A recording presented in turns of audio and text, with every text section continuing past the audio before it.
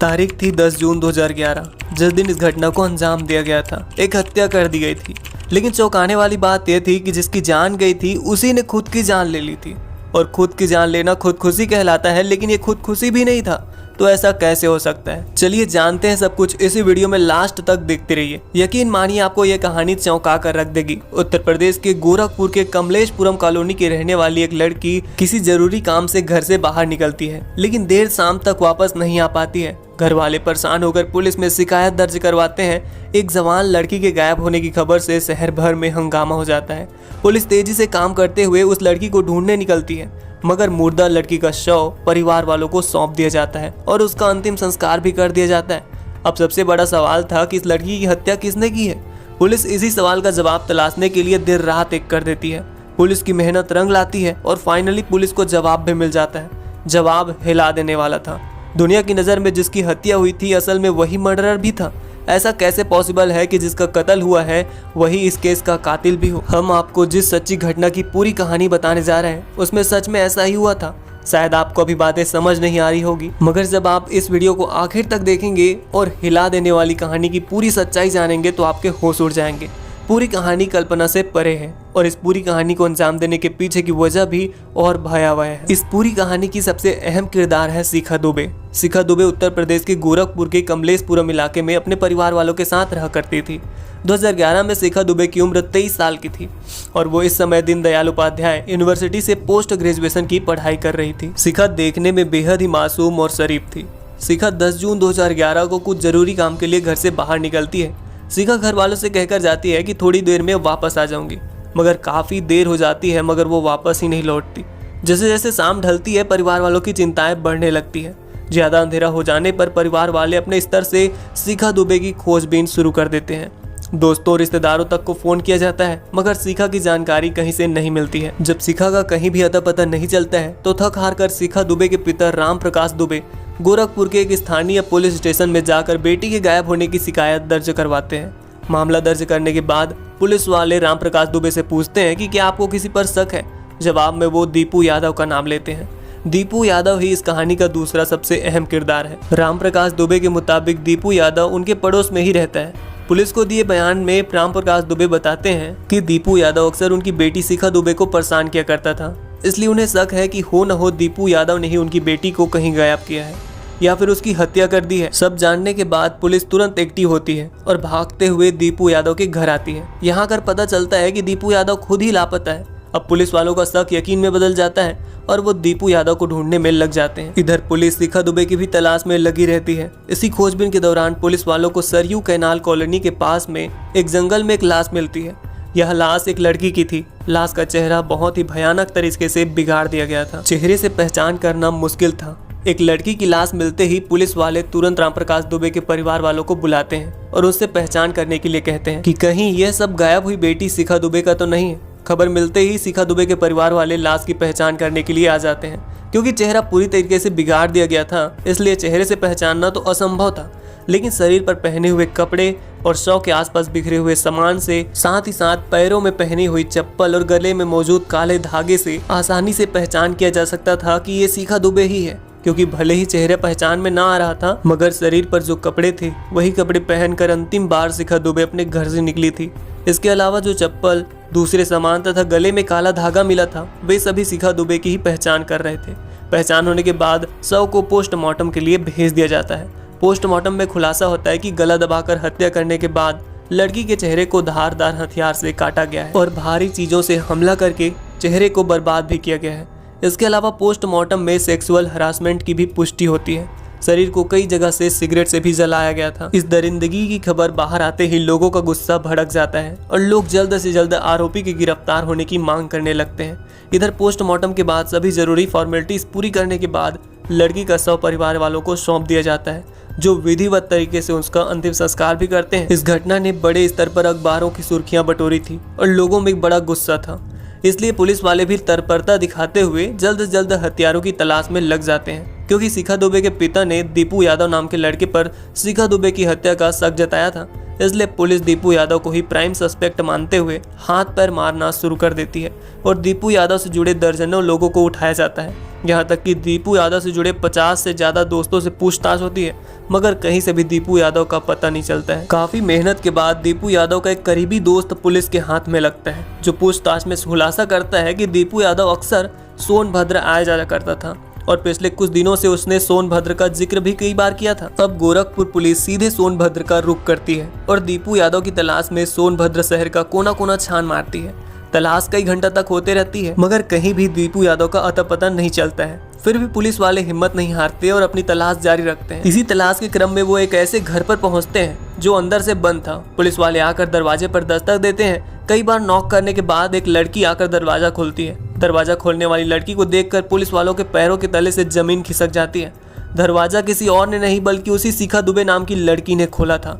हाँ, वही शिखा दुबे जिसका अंतिम संस्कार परिवार वालों ने बस अभी अभी किया था। जिस शिखा दुबे के कातिलों को पुलिस तलाश कर रही थी, वही शिखा दुबे अब पुलिस के सामने खड़ी थी। आपके मन में एक सवाल आ रहा होगा कि आखिर पुलिस वालों ने शिखा दुबे को कैसे पहचाना। तो आपकी जानकारी के लिए बता दें, जब शिखा दुबे के पिता ने बेटी की मिसिंग रिपोर्ट दर्ज करवाई थी तो उन्होंने शिखा दुबे की कुछ तस्वीर भी पुलिस वालों को दे दी थी। शिखा दुबे को जिंदा देखकर हैरान होते हुए पुलिस वाले मामला समझने की कोशिश करते हैं और तुरंत घर के अंदर दाखिल होते हैं। घर के अंदर का नजारा और भी हैरान करने वाला था। कमरे में पुलिस वालों को कोई और नहीं बल्कि इस केस का प्राइम सस्पेक्ट दीपू यादव दिखता है। मतलब जिस लड़की शिखा दुबे की हत्या हुई थी वो और जिस लड़के दीपू यादव पर हत्या का इल्जाम लगा था वो दोनों एक ही घर में सोनभद्र में रह रहे थे। यहाँ एक और बड़ा सवाल ये था कि जिस शिखा दुबे का कत्ल हुआ था वो तो पुलिस को जिंदा मिल गई थी, तो अभी अभी परिवार वालों ने जिस लड़की को अपनी बेटी मानकर अंतिम संस्कार किया था वो कौन था? उसकी हत्या किसने की थी? अब पुलिस इन सभी सवालों का जवाब तलाशने में लग जाती है। इन सभी सवालों का सटीक जवाब कोई दे सकता था तो वो थी शिखा दुबे और दीपू यादव। इसलिए पुलिस वाले इन दोनों को सोनभद्र से गिरफ्तार करते हुए गोरखपुर ले आते हैं और यहाँ इन लोगों से पूछताछ का सिलसिला शुरू होता है। अब इस पूछताछ में हिला देने वाला खुलासा होता है कि दीपू यादव भी उसी के कॉलेज में पढ़ाई करता था और उसके घर के आसपास ही रहता था। कॉलेज में इन दोनों की मुलाकात होती है और देखते ही देखते शिखा दुबे तथा दीपू यादव दोनों एक दूसरे को पसंद करने लगते हैं। दोनों एक साथ जीने मरने की कस्में खाने लगते हैं। दुनिया की नज़रों से बचकर दोनों एक दूसरे से मिलने भी लगते हैं। मगर इस प्यार की खबर आखिरकार शिखा दुबे के परिवार वालों को लग जाती है और वह शिखा दुबे पर कई तरह से पाबंदियां लगा देते हैं। इस कारण दीपू यादव तथा शिखा दुबे का मिलना जुलना बंद हो जाता है। कुछ दिनों तक तो सब कुछ सामान्य रहता है, मगर मौका मिलते ही फिर से शिखा और दीपू मिलने जुलने लगते हैं और मौका मिलते ही गोरखपुर के एक मंदिर में जाकर 18 अप्रैल 2011 को चुपचाप शादी कर लेते हैं। शादी करने के बाद दोनों इस बात की भनक किसी को भी नहीं लगने देते हैं और अपने अपने घर पर रहने लगते हैं। अब दीपू यादव शिखा को अपने साथ रखने के प्लान पर काम करने लगता है। इन दोनों को अच्छे से पता था कि अगर परिवार वालों को बता भी दिया जाए कि हमने शादी कर ली है तब भी परिवार वाले नहीं मानेंगे। इसलिए अब दोनों दूसरे विकल्प की तलाश में लग जाते हैं ताकि दोनों साथ रह सके। दीपू यादव अपनी इस परेशानी का जिक्र अपने दोस्त सुग्रीव से करता है। सुग्रीव का ट्रांसपोर्ट का बिजनेस था और वो ट्रक भी चलाया करता था। दीपू यादव की सारी बातें सुनने के बाद सुग्रीव इन दोनों को बताता है कि मैं एक ऐसी लड़की को जानता हूँ जो दिखने में काफ़ी हद तक शिखा दुबे की तरह ही है और उसकी कद काठी और लंबाई भी पूरी शिखा दुबे की ही है। अगर हम उसकी हत्या कर दें और हत्या करने के बाद उसे शिखा दुबे का कपड़ा पहना दें और उसका चेहरा बिगाड़ दें तो लोग शिखा दुबे को मरा हुआ समझ लेंगे और फिर तुम किसी दूसरे शहर में जाकर बड़े आराम से रह सकते हो। दीपू यादव और शिखा दुबे को सुग्रीव का यह आइडिया काफी पसंद आया और दोनों इस प्लानिंग को हकीकत में बदलने के मिशन पर लग जाते हैं। प्लान के बाद अब सुग्रीव शिखा दुबे की तरह दिखने वाली पूजा कुमारी नाम की लड़की से कांटेक्ट करता है और उसे कहता है कि तुम्हारे लिए एक नौकरी है, अगर तुम चाहो तो मुझे आकर मिल सकती हो। पहले महीने की पगार भी तुम्हें एडवांस में दे दिया जाएगा। पूजा कुमारी की उम्र भी यही कोई 25 साल की थी और उसकी एक 3 साल की बेटी भी थी। क्योंकि पूजा कुमारी की आर्थिक स्थिति अच्छी नहीं थी और वो काम की तलाश में भी थी, इसलिए जब सामने से ऑफर आता है तो पूजा कुमारी मना नहीं कर पाती है और वो काम की तलाश में सुग्रीव से मिलने के लिए तैयार हो जाती है। सुग्रीव तुरंत इस बात की जानकारी दीपू और शिखा को देता है और तय किया जाता है कि 10 जून को प्लानिंग को हकीकत में बदल दिया जाएगा। प्लान के तहत सुग्रीव अपना ट्रक लेकर सोनभद्र से गोरखपुर के लिए निकल जाता है ताकि वह पूजा को अपने साथ ला सके। इधर तय समय के मुताबिक शिखा दुबे भी अपने घर से निकलकर दीपू यादव से मिलती है और बाजार जाकर कुछ नए कपड़े खरीदती है। इधर सुग्रीव पूजा को लेकर वापस आने लगता है। वापस आते हुए वह पास के जंगल में गाड़ी को रोकता है और पूजा से कहता है कि यहाँ पर कुछ लोग तुमसे मिलेंगे जो काम देंगे। इसी के बाद बहाने से गाड़ी रोककर सभी पूजा को गाड़ी से उतारते हैं और जंगल में ले जाते हैं। यहाँ पर दीपू और शिखा भी आ जाते हैं। यहाँ आकर बड़ी बेरहमी से सुग्रीव और दीपू गला दबाकर पूजा की हत्या कर देते हैं। इसके बाद शिखा दुबे बाजार से खरीद कर लाए नए कपड़े खुद पहनती है और जो कपड़ा पहनकर वो घर से निकली थी वो कपड़े को पूजा को पहना देती है। यहाँ तक कि जो काला धागा अक्सर शिखा अपने गले पर पहना करती थी वह भी पूजा के गले में डाल देती है ताकि इस लाश की पहचान शिखा के तौर पर की जा सके। शिखा अपनी चप्पल भी पूजा के शव के आसपास ही छोड़ देती है। अपना सब कुछ पूजा को पहनाने के बाद शिखा पूजा के सब कपड़े छिपाकर अपने बैग में रख लेती है। कपड़ों के आधार पर तो पूजा अब शिखा बन चुकी थी, मगर चेहरे से अब भी वो पूजा के तौर पर ही पहचानी जा सकती थी। इसलिए अब सुग्रीव तथा दीपू मिलकर ट्रक से लोहे का बड़ा सा रॉड निकालते हैं और बड़ी बेरहमी से पूजा के चेहरे पर मारना शुरू कर देते हैं। और ये लोग तब तक उस रॉड से पूजा के फेस पर हमला करते रहते हैं जब तक कि पूजा का पूरा चेहरा बिगड़ नहीं जाता है। इसके अलावा ये लोग पूजा के शरीर को सिगरेट से भी बड़ी बेरहमी से जलाते हैं ताकि इस मामले को दूसरा रूप दिया जा सके। हत्या करने के बाद दीपू तथा शिखा दुबे तुरंत वहां से सोनभद्र की तरफ भाग जाते हैं, जबकि सुग्रीव अपने खलासी बलराम के साथ मिलकर शव को वहां से उठाकर सरयू कैनाल के पास के जंगलों में लाकर फेंक देता है और फिर छिप जाता है। कुछ दिनों तक तो शिखा दुबे और दीपू का प्लान बड़े अच्छे से काम करता है, मगर जैसे ही शिखा दुबे पुलिस के हाथ लगती है इनके राज से पर्दा उठ जाता है। शिखा दुबे और दीपू यादव के इस खुलासे को सुनकर हर किसी के पैरों के तले से जमीन खिसक जाती है। हर कोई शौक था कि मासूम सी दिखने वाली शिखा दुबे इतने बड़े जघन्य अपराध को अंजाम कैसे दे सकती है। शिखा ने अपने प्यार के साथ रहने के लिए एक 3 साल की मासूम के सर से उसकी माँ का साया छीन लिया था।